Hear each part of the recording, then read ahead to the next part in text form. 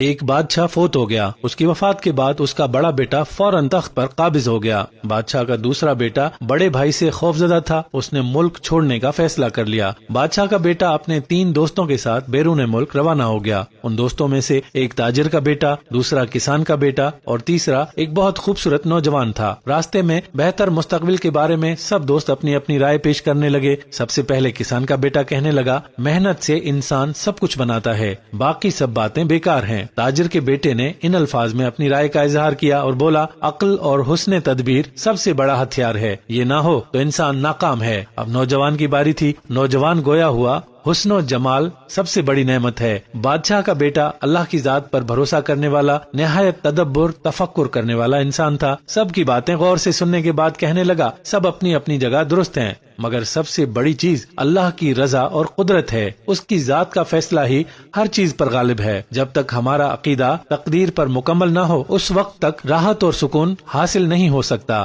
کسان کا بیٹا کہنے لگا، ہمارے پاس کھانے پینے کے لیے کچھ نہیں، اب پتہ چلے گا کہ کس کی بات ٹھیک ہے۔ سب اپنی رائے آزماتے ہیں۔ یہ لوگ چلتے چلتے دوسرے ملک میں داخل ہو گئے۔ یہ لوگ اس شہر میں اجنبی تھے۔ انہوں نے ایک صحرا میں پڑاؤ ڈالا۔ پہلے دن انہوں نے کسان کے بیٹوں کو کہا، آج ہم دیکھیں گے کہ محنت کے کیا فائدے ہیں، جاؤ اپنی محنت سے آج کے کھانے کا انتظام کرو۔ کسان کا بیٹا اٹھا اور جنگل کا رخ کیا، لکڑیاں توڑی اور شہر میں آ کر 2 درہم کی بیچ دیں۔ 1 درہم کا کھانا لیا اور دوسرا درہم اپنے پاس محفوظ کر لیا۔ ساتھیوں کے پاس آ کر انہیں بھی کھلایا۔ سب نے اس کو شاباش دی۔ اگلے دن تاجر کے بیٹے کا نمبر تھا کہ وہ عقل اور حسن تدبیر کا مظاہرہ کریں۔ وہ اٹھا اور ساحل سمندر پر آیا۔ سمندر میں سامان سے لدی کشتی ساحل کی طرف آ رہی تھی۔ تاجر کا بیٹا کشتی میں بیٹھ گیا، دوسرے راستے سے چپکے سے لدی کشتی کے مالک کے پاس پہنچا، اسے سامان کا بھاؤ تاؤ کیا۔ ادھار پر سارا سامان 100 درہم میں خرید لیا۔ جب کشتی ساحل پر پہنچی تو مقامی تاجر انتظار میں تھے۔ تاجر کا بیٹا ان کے پاس آیا، سارا سامان 1100 درہم کے عوض بیچ دیا اور 100 درہم سامان کے مالک کو دیے اور باقی جیب میں ڈالے۔ دوستوں کے لیے بہترین کھانا لیا، ان کو خوب سیر کروائی۔ سب نے اس کے حسن تدبیر کی تعریف کی۔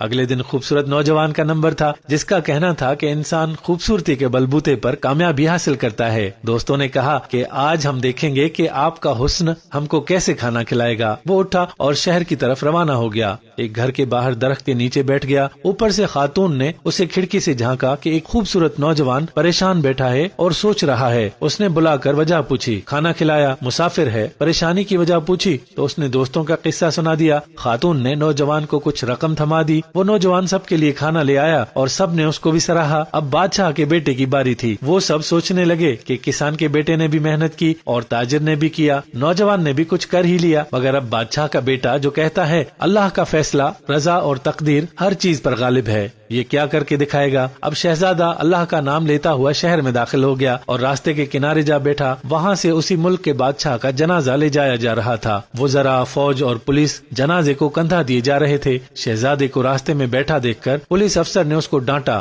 شرم نہیں آتی؟ بادشاہ کا جنازہ جا رہا ہے اور تم اس طرح بیٹھے ہو۔ بادشاہ کو دفنانے کے بعد جب پولیس افسر واپس آیا تو دیکھا شہزادہ اب بھی وہیں بیٹھا ہے، تو فوراً اس کو گرفتار کر کے جیل میں ڈال دیا۔ اب دوست انتظار کر رہے تھے اور واپس نہ آ جانے کی وجہ سے قیاس آرائیاں کرنے لگے۔ وہ شہزادے کو ڈھونڈنے شہر کی طرف چل پڑے، لیکن شہزادہ جیل میں بند تھا۔ ادھر کابینہ کے وزراء اور مشیر جمع تھے اور نئے بادشاہ کے انتخاب کے لیے غور و فکر کر رہے تھے کہ نیا بادشاہ بادشاہوں کے خاندان سے منتخب کیا جائے، عام آدمی منتخب نہ کیا جائے۔ مگر بادشاہ کا کوئی وارث نہیں تھا۔ بڑے وزیر نے اعلان کروایا کہ تم میں سے کوئی ہے جو بادشاہوں کے خاندان سے تعلق رکھتا ہو، وہ ہاتھ کھڑا کر دے، مگر کابینہ میں کوئی ایسا بندہ نہ تھا۔ مگر پولیس افسر کہنے لگا، ایک بندہ ہے جس کو میں جانتا ہوں اور وہ میرے پاس جیل میں قید ہے، وہ شہزادہ معلوم ہوتا ہے۔ اس کو حاضر کرنے کا حکم ہوا۔ شہزادے کو کابینہ کے سامنے لایا گیا اور پوچھا، آپ کون ہو اور یہاں کس غرض سے آئے ہو؟ شہزادہ بولا، میں فلاں ملک کے بادشاہ کا بیٹا ہوں، باپ مر گیا اور بڑا بھائی بادشاہ بن گیا، میں اس سے خوفزدہ تھا،